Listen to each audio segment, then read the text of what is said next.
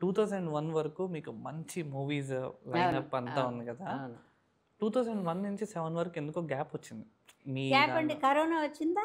2001 2001 మధ్యలో గ్యాప్ ఎలా అంటే నాకు బ్లాక్ పిగ్మెంటేషన్ వచ్చింది.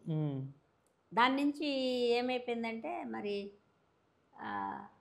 జనాలు తుమ్మితే ఆవిడకి కరోనా వచ్చిందనే టైపులో ఉన్నారు కదా. ఆవిడకి ఏదన్నా జబ్బు చేసిందో ఏంటో అనుకుని పిలవలేదో ఏదో గ్యాప్, అదేం గ్యాప్ అని తెలియదు.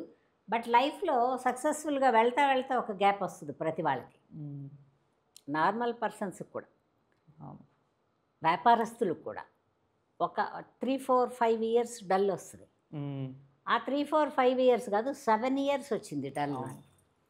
కానీ 2007 నుంచి స్టార్ట్ చేసుకొని ఇంకా తర్వాత రాలేదు. నేను అప్పుడు ఏం చేస్తానంటే ఊరికే లేను నేను, అప్పుడు కూడా సీరియల్స్ చేస్తున్నారు కదా. అప్పుడు సీరియల్ ఆ బ్లాక్ పిగ్మెంటేషన్ వచ్చినప్పుడు సినిమాకి కొంచెం ఇబ్బందికరంగా ఉండిందిలే ఫేసు. తర్వాత అది స్వయంకృత అపరాధం, తిండి నుంచి వచ్చిన జబ్బు. మీగళ్ళు, పెరుగులు, ఊరగాయలు, కొంచెం పులుపు ఎక్కువ ఇష్టం నాకు. అవన్నీ తిని తిని స్కిన్ చేంజ్ వచ్చేసింది, బ్లాక్ వచ్చేసింది. తర్వాత నాకు చాలా చిన్నప్పటి నుంచి ఎక్కువ నాన్ వెజ్ అలవాట్లేదు. మధ్యలో కొంతకాలం బాగా నాన్ వెజ్ తిన్నాను, నాన్ వెజ్ నుంచి కూడా వచ్చింది. ఓకే. కానీ 7 ఏళ్ళు బ్యాడ్ పీరియడ్. 7 ఏళ్ళు బ్యాడ్ పీరియడ్ యాజ్ ఎ ఉమెన్గా. అంటే అప్పటి వరకు బాగా మంచి మూవీస్ చేస్తే ఒక 30 ఇయర్స్. బట్ నేను ఏం సఫర్ అయ్యానంటే అప్పటికి ఇంకా సీరియల్ ఒప్పుకోలా, మొహం పాడైపోయింది. అద్దం చూసుకోవడం మానేశాను నేను. ఒక 3-4 ఏళ్ళు పెద్దగా అద్దం కూడా చూడలే. ఎందుకంటే నాకు నేనే రోతగా కనపడుతుంటే ఏం చూసుకుంటాం. అప్పుడు నేనేమనుకున్నాను, అబ్బా బోళ్ళంత జీవితం ఉంది, మనకి వర్క్ లేదు, ఇంకా దేనికి ఇంకేది నాకు చేత కాదు. చిన్నప్పటి నుంచి అలవాటైంది కదా. నేను 13th ఇయర్లో వచ్చా.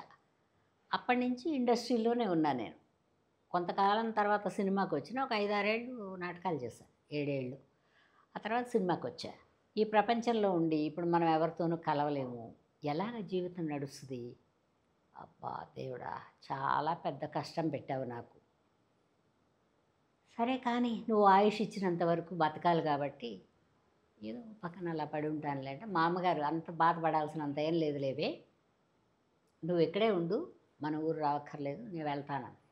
మేము కుటుంబం అంతా వెళ్ళిపోతాము, నువ్వు ఒకదాని ఉండు, ఎక్కడ తిన్నా ఇన్ని మెతుకులు నువ్వు తినేది ఉండు అని. తర్వాత ఒక పుణ్యాత్ముడు, ఓ డాక్టర్ గారు, బాపూజీ గారని, ఆయన దగ్గరికి వెళ్తే ఒక మెడిసిన్ ఇవ్వలేదు ఆయన, ఓన్లీ పచ్చం, ఏమేమి తినకూడదో చెప్పారు. అవన్నీ మానేశాను. 10 ఇయర్స్ చేశాను పచ్చం.